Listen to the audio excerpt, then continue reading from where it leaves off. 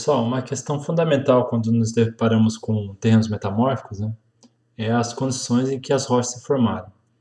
Parece uma pergunta óbvia, mas a ciência ela tem tentado encontrar maneiras de responder essa pergunta há muito tempo.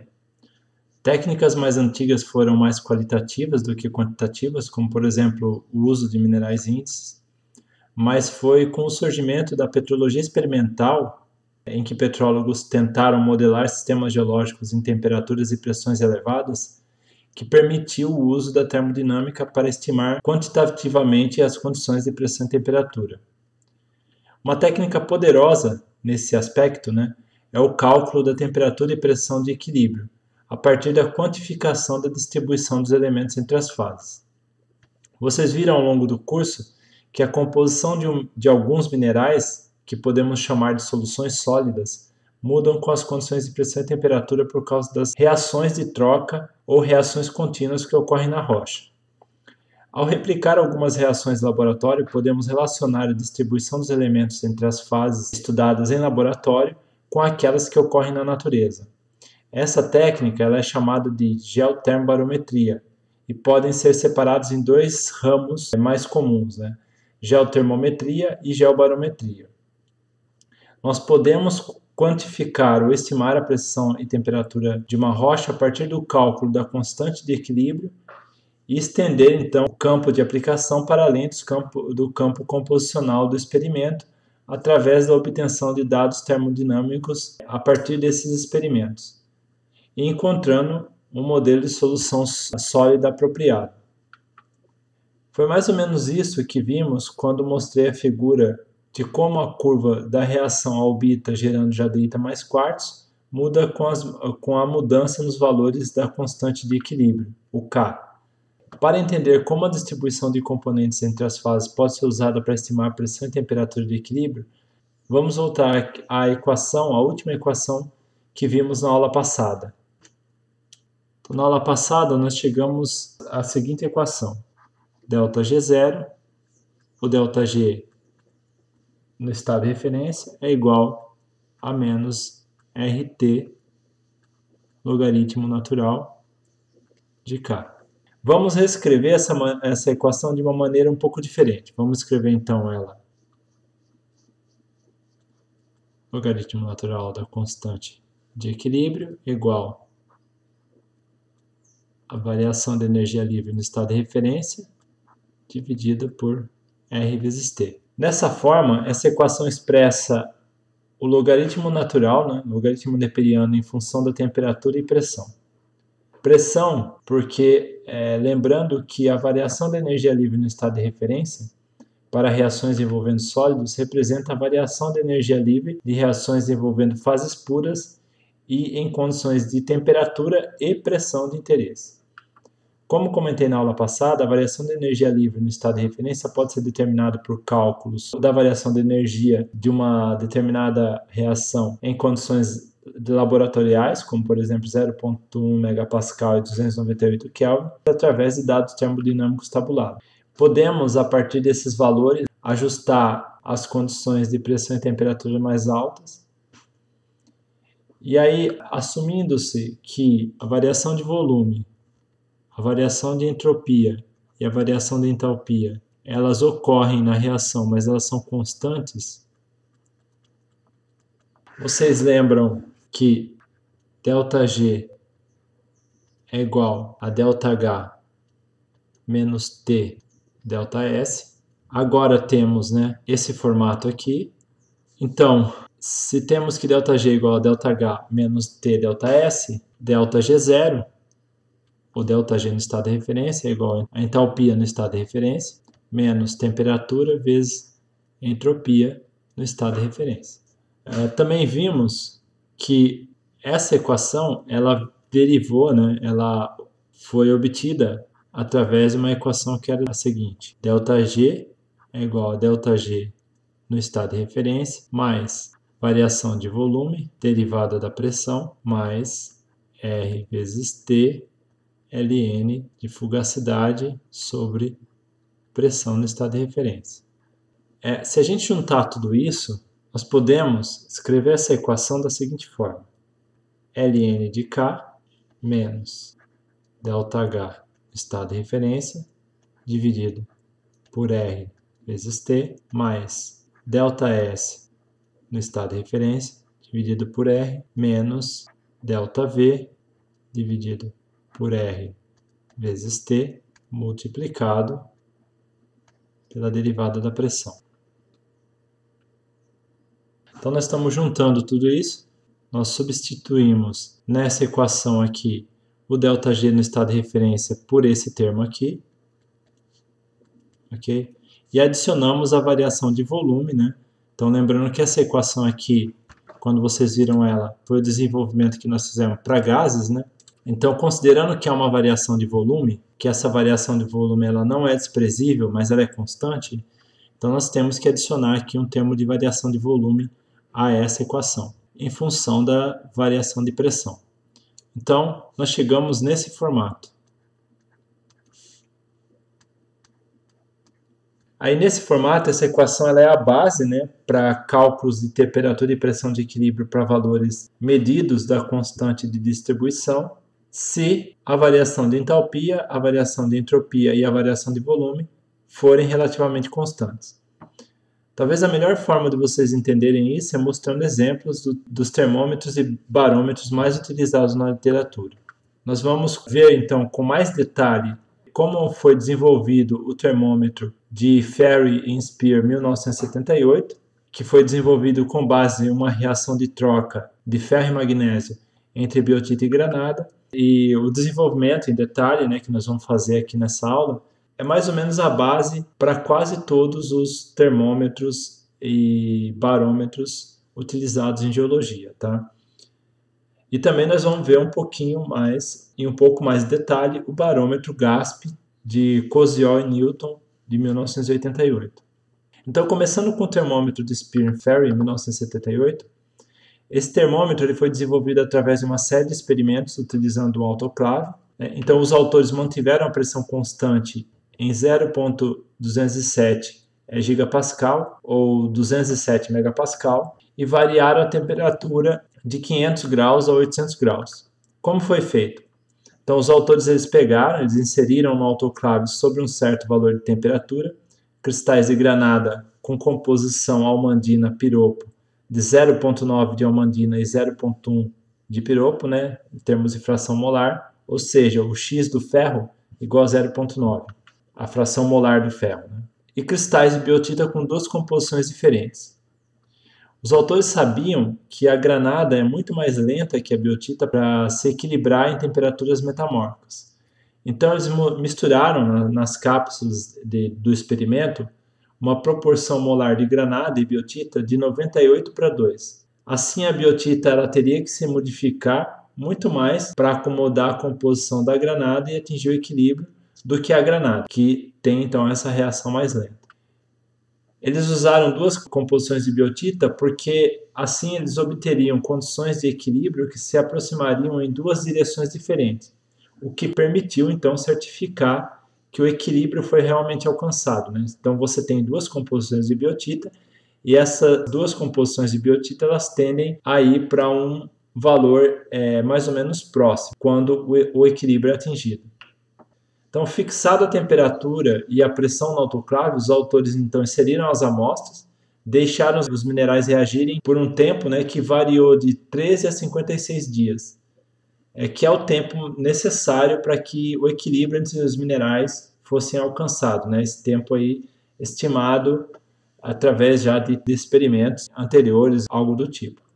Depois desse período, as amostras então elas foram retiradas do autoclave e os minerais foram analisados quimicamente com uma microsonda eletrônica. Foram feitos vários experimentos para vários valores de temperatura, sempre mantendo a pressão em 2,07 kbar ou 207 megapascal.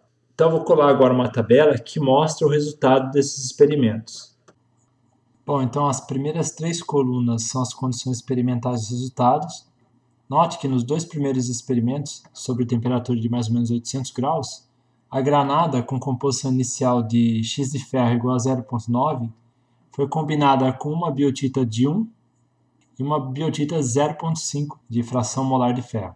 Quando o experimento terminou, Note que a biotita do primeiro experimento tinha X de ferro igual a 0,750 e a segunda tinha X de ferro igual a 0,710.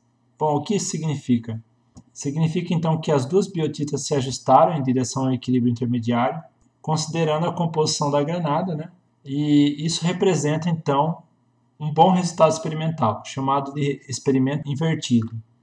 A composição da granada, como vocês podem ver nessa coluna aqui, ela mudou muito pouco, em uma proporção muito pequena, de 2 para 98 mais ou menos. Ou seja, muito menos que a biotita, né, devido à quantidade relativa de granada e biotita no experimento. A reação que representa a troca de ferro e magnésio entre biotita e granada é a seguinte. Então essa daqui é a reação de troca de ferro e magnésio entre granada e biotita, então almandina mais flogopita, gerando piropo mais anita. Como os cátions envolvidos na troca de magnésio e ferro aparecem sempre com 3 cátions, podemos dividir essa reação por 3, para colocar tudo na base de um cátion. Bom, vocês viram na aula passada que o K representa então uma constante de equilíbrio das reações envolvendo soluções sólidas, e para essa reação pode ser escrito da seguinte forma: K é igual a atividade de piropo na granada multiplicado pela atividade de anita na biotita, dividido pela atividade de almandina na granada, multiplicado pela atividade de flogopita na biotita. Então isso representa a constante de equilíbrio dessa reação, certo? Como nessa reação, teoricamente, somente o ferro e o magnésio trocam de posição dos minerais, a gente pode escrever o equilíbrio da seguinte forma: K vai ser igual à atividade de magnésio na granada, multiplicado pela atividade de ferro na biotita, dividido pela atividade de ferro na granada, multiplicado pela atividade de magnésio na biotita. Então, se a gente pegar ferro, magnésio e ferro, todos estão na base de 3 cátions, então a gente pode dividir isso daqui tudo por 3, tá? Para usar a base de um cátion. Bom, e aí a gente pode fazer uma outra transformação nessa reação, como a atividade, vocês lembram da aula passada, que a atividade no componente I, uma fase A, é igual ao X, a fração molar desse componente I na fase A, multiplicado por um coeficiente de solução. Isso daqui, então, é elevado a um y, que é o coeficiente estequiométrico. Então, se a gente adotar isso daqui como modelo de solução ideal, então a gente pode escrever que o K vai ser igual ao coeficiente de distribuição, que é igual ao X de ferro na biotita, multiplicado pelo X de magnésio na granada, dividido pelo X de magnésio na biotita, multiplicado pelo X de ferro na granada. E aí a gente pode fazer mais uma simplificação e colocar isso da seguinte forma. Temos então que o X de magnésio dividido pelo X de ferro na granada vai estar dividido então pelo X de magnésio dividido pelo X de ferro na biotita. E isso chega a um formato extremamente simples. Como a gente está adotando o modelo de solução ideal, vocês lembram também da aula passada que K é igual ao KD mais K gama, né? K gama. Isso daqui, então, adotando o modelo de solução ideal é igual a 1. E como Ln de 1 é igual a 0, então a gente pode dizer que KD é igual a K, que é igual a magnésio sobre ferro na granada, dividido por magnésio sobre ferro na biotita. Então, os valores de ferro e magnésio nos minerais eles podem ser facilmente obtidos por microsonda eletrônica. E aí a última coluna, né, da tabela aqui é o logaritmo natural do coeficiente de distribuição entre granada e biotita. Essa última coluna aqui. E aí a gente pode fazer uma coisa agora. A gente pode plotar esses valores de Ln de K contra os valores de temperatura. E é isso que os autores fizeram no trabalho deles. Então, vou colar um outro gráfico aqui. Então, nesse gráfico, nós temos, novamente, os valores de temperatura no eixo x e os valores do logaritmo neperiano da constante de equilíbrio no eixo y. Como os dados experimentais foram para uma pressão única, nós podemos, então, usar aquela equação que a gente escreveu anteriormente da seguinte forma.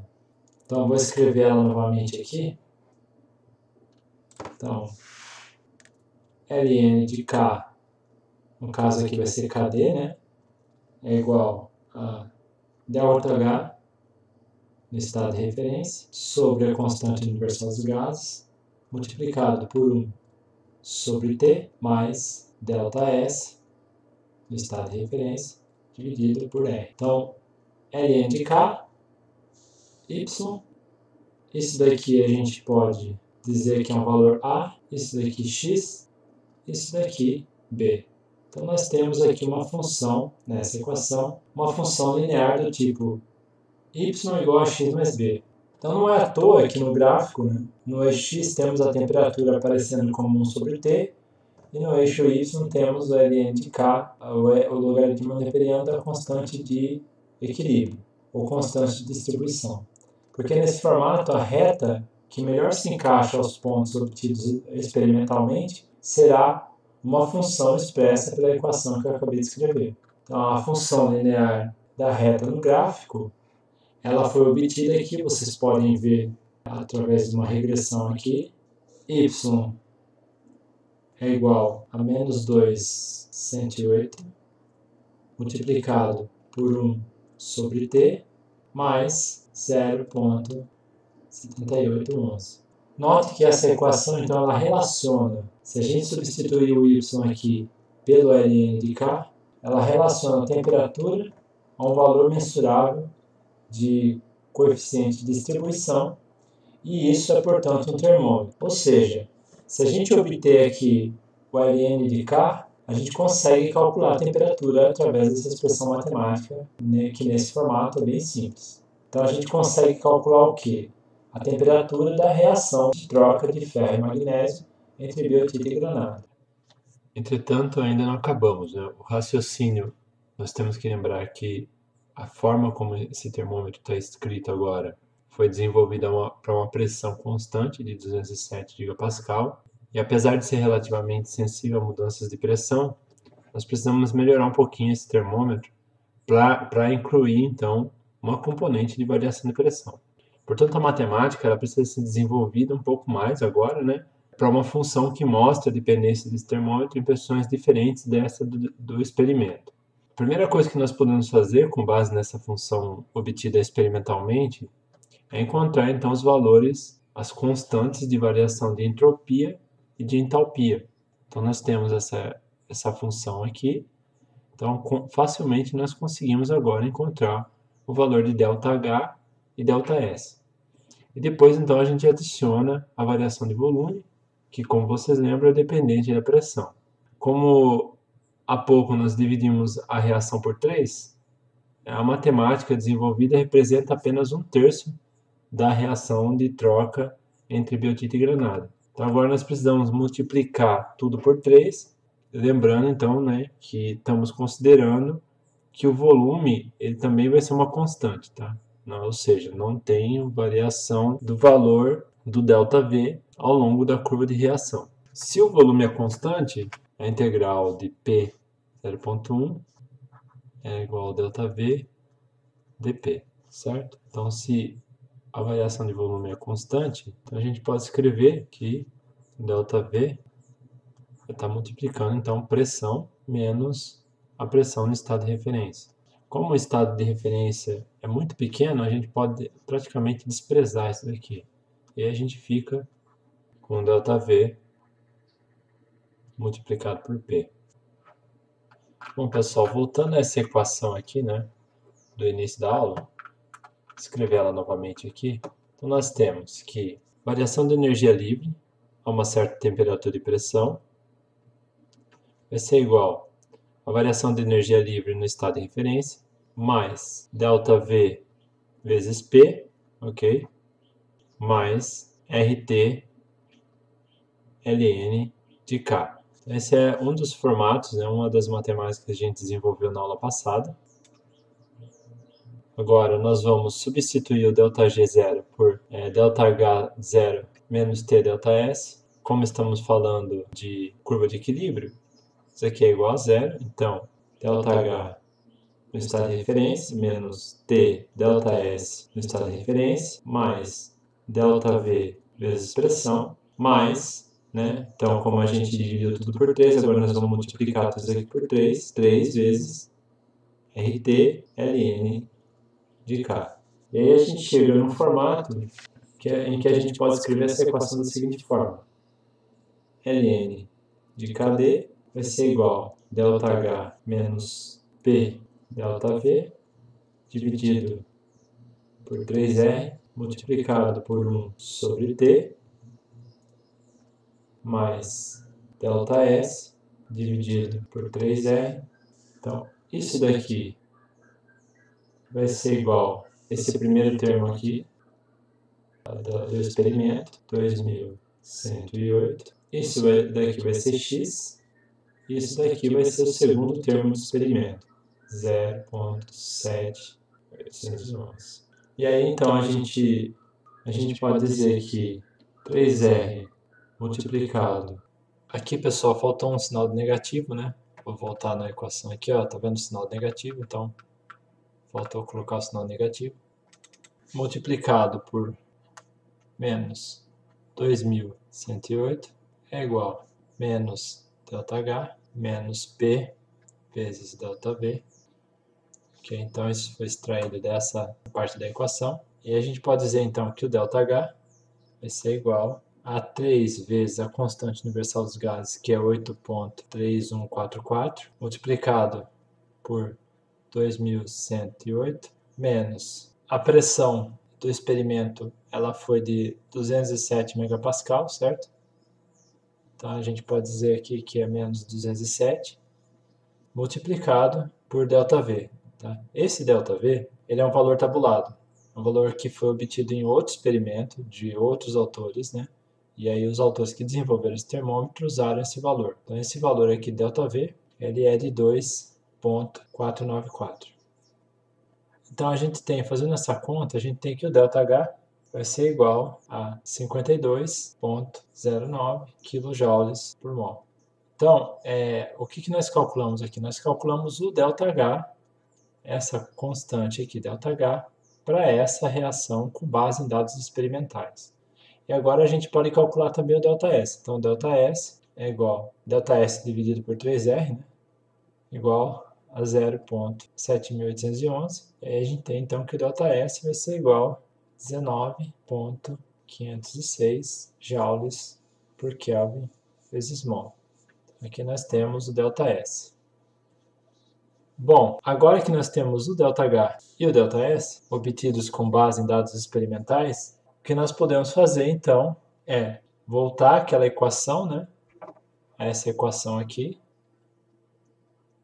e substituir esses valores. Então, quando a gente faz isso, nós vamos ter que 0 vai ser igual, né? 0 porque é ΔG, estamos pensando na curva de equilíbrio, 52,09 menos 19.506 multiplicado por T, mais 2.494 multiplicado por P, isso daqui em megapascal, mais 3 vezes o R, né? Que é 8.3144 multiplicado por T, vezes o ln do KD. E aí a gente pode rearranjar essa equação da seguinte forma. Nós podemos então colocar temperatura agora em graus Celsius, né, para facilitar a nossa vida. Temperatura em graus Celsius é igual a 52.09 mais 2.494 vezes P, isso em megapascal, dividido por 19.506 menos 24.943 vezes ln KD. E aqui menos 273, que é para ajustar então para graus Celsius essa equação. E agora nós chegamos no formato onde temos a relação de pressão, temperatura e um termo aqui de variação composicional. Então eu vou colar aqui uma imagem dessa equação. Esse daqui é o termômetro de Fair & Spear de 1978. Tá?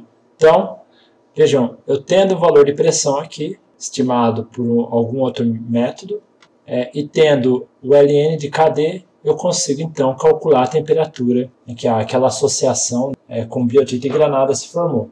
Se a gente usar essa equação, nós podemos também fazer uma outra coisa com ela. Nós podemos calcular a curva de equilíbrio. Como que eu faço isso? Bem simples. A gente vai mudando aqui os valores de pressão. A gente vai ter um valor fixo de Ln de Kd. Se eu for mudando então os valores de pressão, eu vou criar pontos ao longo de um diagrama de pressão e temperatura. Imaginando aqui um diagrama de pressão e temperatura. Primeiro eu calculo a temperatura para uma pressão de, por exemplo, 0,1 gigapascal. Depois eu calculo uma outra temperatura para uma pressão de 0,2, uma outra para 0,3, uma outra para 0,4, uma outra para 0,5, uma outra para 0,6 e assim por diante. E com isso, então, eu tenho aqui a posição dessa curva de equilíbrio. Tá? Vamos supor que o meu Ln de Kd aqui tenha dado 0,5. Então, essa posição aqui é a posição da curva de equilíbrio para um Ln de Kd de 0,5. E aí, se for variando, eu vou tendo diferentes posições dessa curva de equilíbrio conforme vou variando, tanto para mais quanto para menos, etc. Então, com isso, eu consigo então calcular a posição da curva de equilíbrio num diagrama de pressão versus temperatura. Tá? E é nesse aspecto que a geotermometria se baseia. Eu vou explicar isso logo mais. Vou apagar esse diagrama aqui e vou colar uma outra figura. Então, para esse termômetro do Spear & Ferry, então temos esse gráfico aqui e notem, olha só, a posição da curva de reação conforme eu vou mudando então o Kd. Tá? Então, mudando o Kd, eu vou mudando então a posição da curva de equilíbrio para essa reação de troca de ferro e magnésio entre granada e biotita. Bom, pessoal, vamos agora fazer um pequeno raciocínio aqui. Imagine então que vocês estejam trabalhando com uma rocha que possui como assembleia mineral porfiroblasto de granada, biotita, mais cianita, plagioclase, quartzo e feldspato potássico. Algo como o que eu desenhei aqui, tá? Lembrando que eu não estou levando em conta a blastese, tá? Então eu desenhei algo bem aleatório mesmo, só para exemplificar. Com base nos conceitos de termodinâmica que tratamos nas últimas 3 aulas, vocês conseguem agora entender e tentar imaginar, que por se tratar de uma reação contínua, a reação de troca entre granada e biotita é uma reação que vai ocorrendo conforme as condições metamórficas vão evoluindo. Pois em resposta às mudanças das condições de pressão e temperatura, é natural que os componentes piropo, almandina na granada e os componentes anita, flogopita na biotita mudem suas atividades em resposta então a esses ajustes na pressão e temperatura da rocha. Como vimos, a energia livre do sistema depende da temperatura, da pressão e do potencial químico dos componentes nos minerais. Se então eu mudo a pressão e a temperatura, o que acontece é que eu mexo com o potencial químico das fases e, por consequência, com a atividade dos componentes nas soluções sólidas. Então é de se esperar que haja uma diferença na composição química entre a borda e o núcleo desses minerais se as condições de pressão e temperatura forem modificadas. Dessa forma, o núcleo da granada provavelmente estará em equilíbrio com o núcleo da biotita e a borda da granada provavelmente em equilíbrio com a borda da biotita, certo? Nesse cenário hipotético, se nós analisássemos com uma microsonda os núcleos e as bordas desses minerais, poderíamos então calcular o coeficiente de distribuição do núcleo e o coeficiente de distribuição da borda dessa reação entre esses dois minerais. E aí, usando o termômetro de Fair & Spear que nós acabamos de desenvolver, nós podemos então calcular a posição da curva de equilíbrio da reação de troca entre biotita e granada para esses dois momentos distintos de formação da rocha, ou seja, o momento de formação do núcleo e o momento de formação da borda. Podemos, hipoteticamente, com base nesse gráfico, imaginar, por exemplo, que nós calculamos o Kd do núcleo e deu 0,20. certo? E aí a gente vai e calcula o KD da borda e dá, por exemplo, 0,17. Olhando só para esse gráfico, né, com essas duas curvas de equilíbrio calculadas com base nessa equação aqui, nós poderíamos dizer que há uma diferença de temperatura entre núcleo e borda e poderíamos até estimar essa diferença, certo? O próximo passo seria então achar uma outra reação que ocorre ao mesmo tempo na rocha, né, e que nos desse uma ideia da pressão para esses dois momentos distintos da evolução da rocha. É mais ou menos nisso que a geotermobarometria se baseia, tá, pessoal?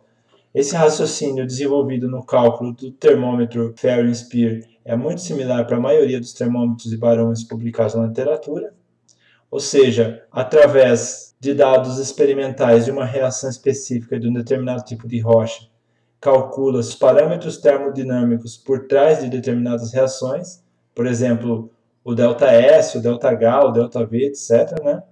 Para então formular uma equação matemática que relacione temperatura, pressão e variação composicional das soluções sólidas, para que assim então possamos reconstruir a posição da curva de equilíbrio de determinada reação no espaço pressão e temperatura com base na composição das fases presentes na rocha.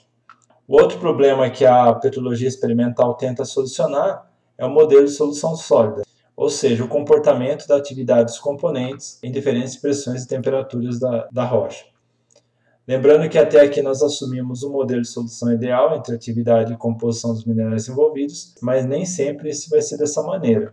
Com relação aos problemas da termobarometria, né? A base experimental, por exemplo, para esse termômetro, ela foi desenvolvida para temperaturas entre 550 e 800 graus Celsius e para uma pressão específica de 207 megapascal.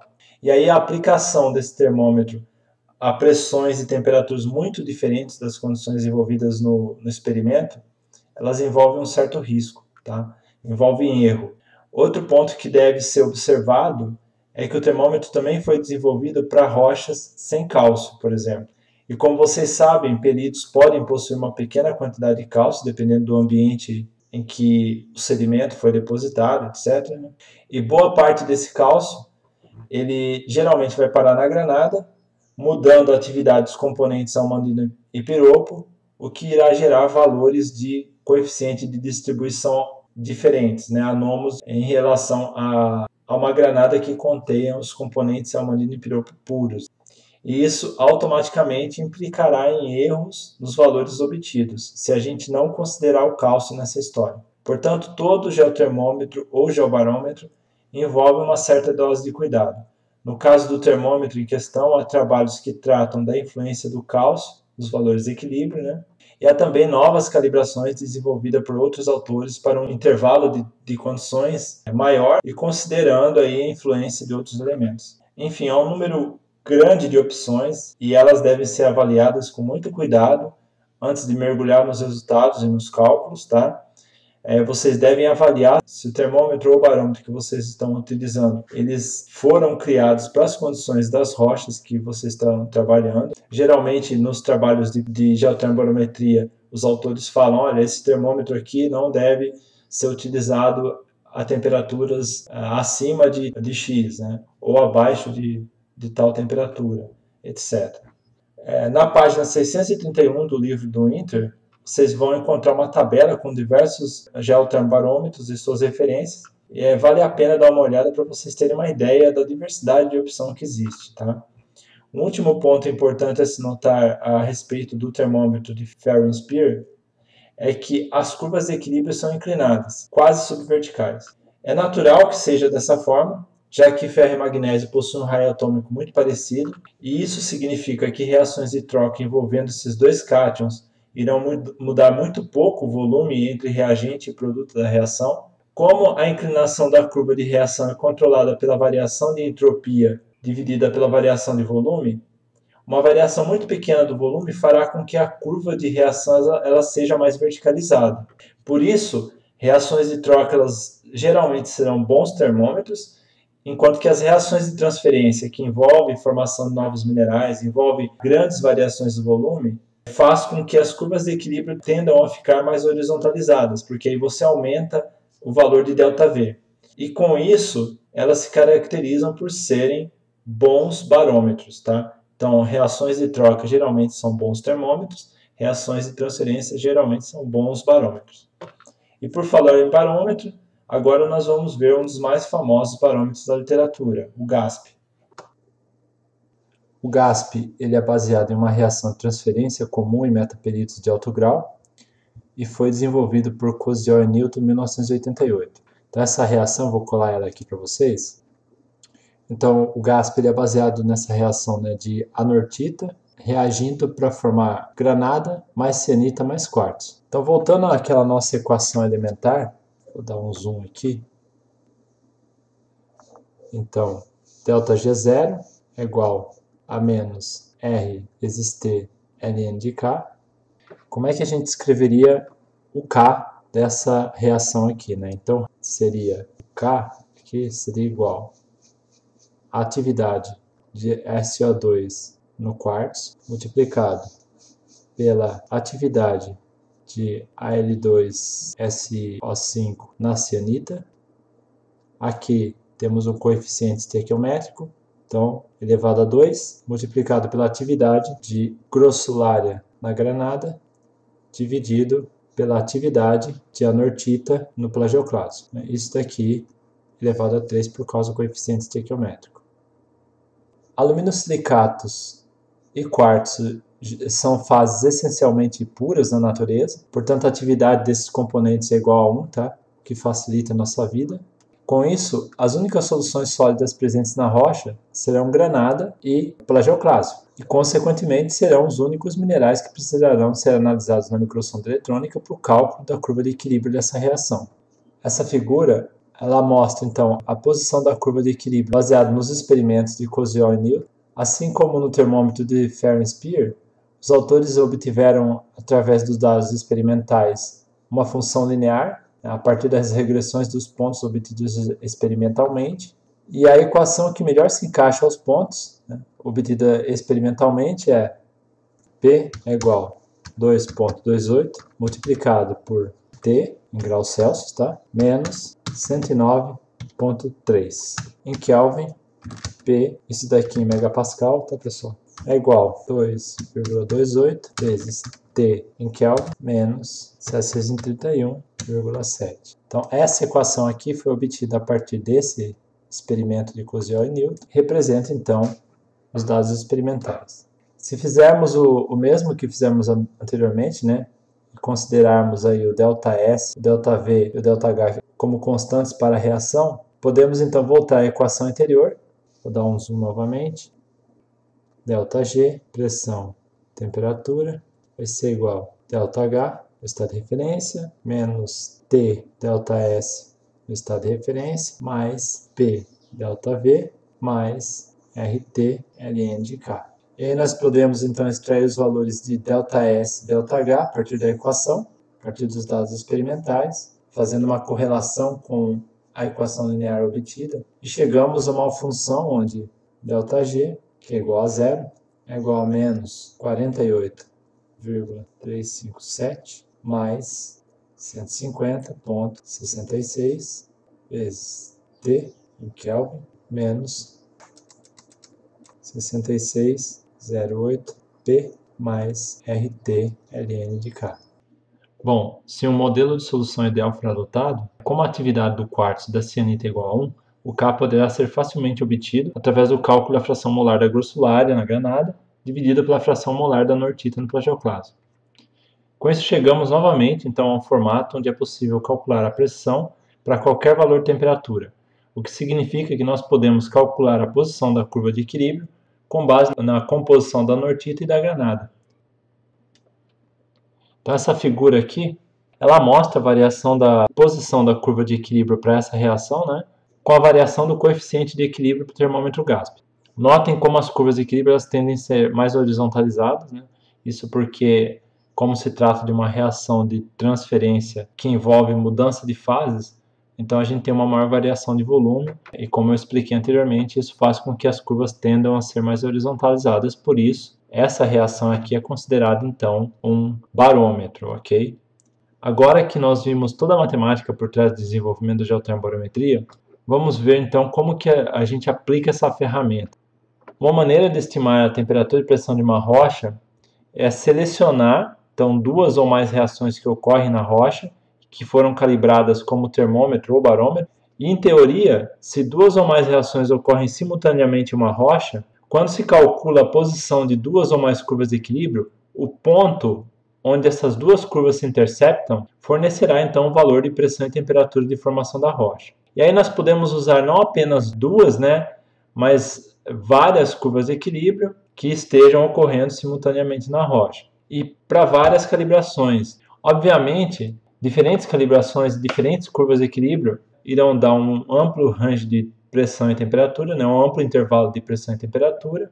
Além disso, há modelos de solução que devem ser considerados para alguma dessas calibrações. O modelo de solução adotado tem que seguir os mesmos padrões da formulação inicial, o que pode levar a uma dor de cabeça do ponto de vista matemático.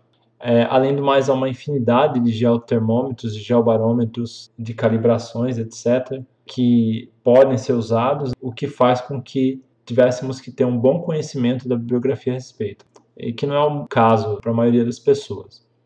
Então, existem alguns programas que ajudam nessa tarefa. Eu vou citar apenas alguns aqui, tá? Então, você tem, por exemplo, o Thermobarometry, o Thermocalc, o TWQ. Todos esses programas eles trabalham com um banco de dados que calculam as possíveis curvas de equilíbrio usando os dados de análises minerais. Também calculam modelos de solução publicados na bibliografia com base nos seus dados.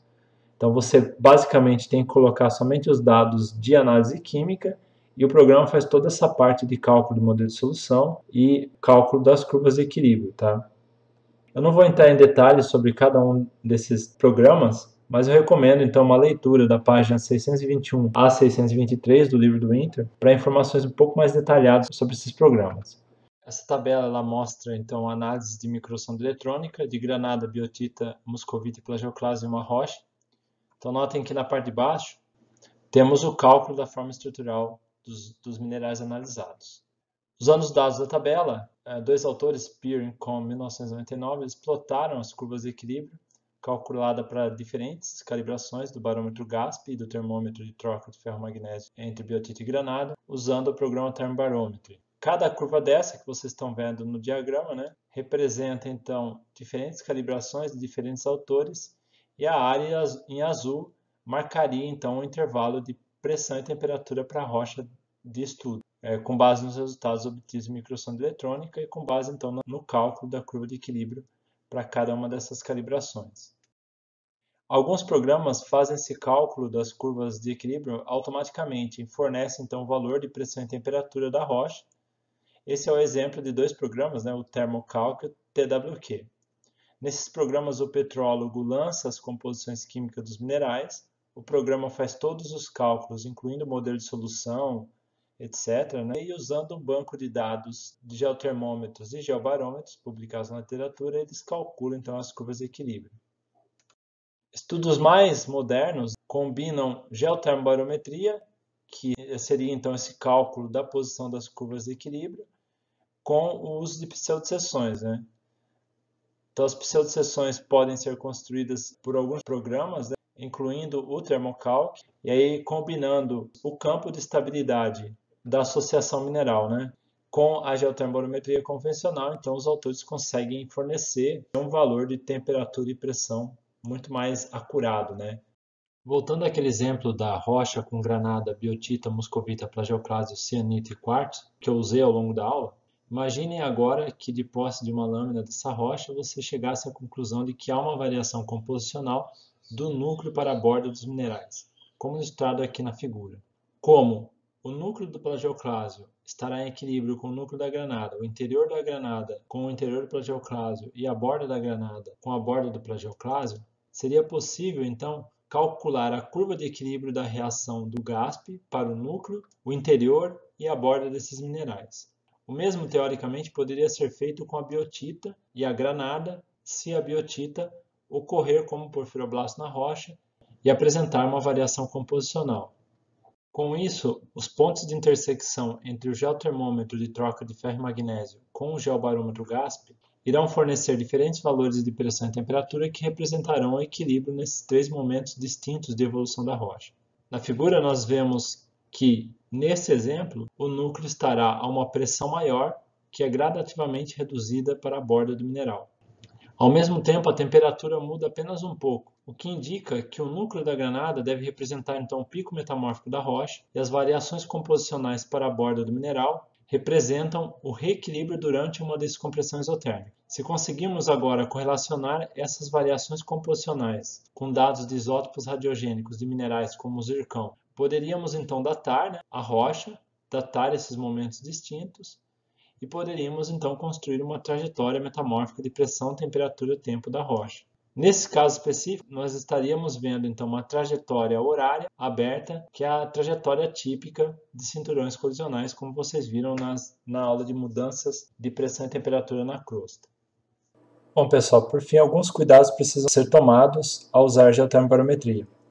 Primeiro, é necessário verificar se a associação que está sendo estudada está realmente em equilíbrio, e uma boa análise textural da rocha é fundamental nesse aspecto. Deve-se também tomar cuidado ao se trabalhar com minerais zonados quimicamente, porque sem um controle geoquímico bem feito, os dados podem induzir a cálculos do equilíbrio de um núcleo de um mineral com os dados de borda de outro, por exemplo. Esse equilíbrio, vocês já sabem, ele nunca foi alcançado e fornecerá então valores errôneos de pressão e temperatura. Sempre desconfie de valores muito surpreendentes que não condizem com a geologia da área que vocês estiverem trabalhando. A geologia, aliás, deve vir em primeiro lugar. E para isso, os grids petrogenéticos são muito bons. Valores muito fora do esperado para uma determinada assembleia mineral devem ser sempre olhados com uma certa dose de ceticismo, tá?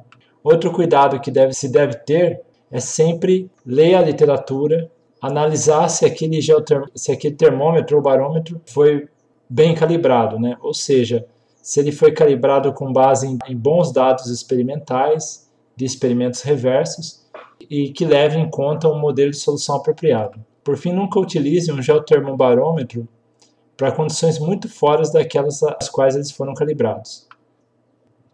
Há uma extensa lista de cuidados que devem ser tomados ao usar geotermobarometria. Na página 626 a 628 do livro do Inter, vocês vão encontrar uma série de recomendações. Eu recomendo, então, àqueles que estão mais interessados no assunto e que pretendem desenvolver algum tipo de atividade com geotermobarometria, que deem uma boa olhada nesses tópicos. Bom, pessoal, por hoje é só. Eu postei um exercício no tópico da disciplina para que vocês tentem, então, usar um termômetro e um barômetro, né, e calcular a temperatura e pressão de equilíbrio com base em dados de análise química mineral. Então, nós nos vemos logo mais na sessão de dúvidas e até mais.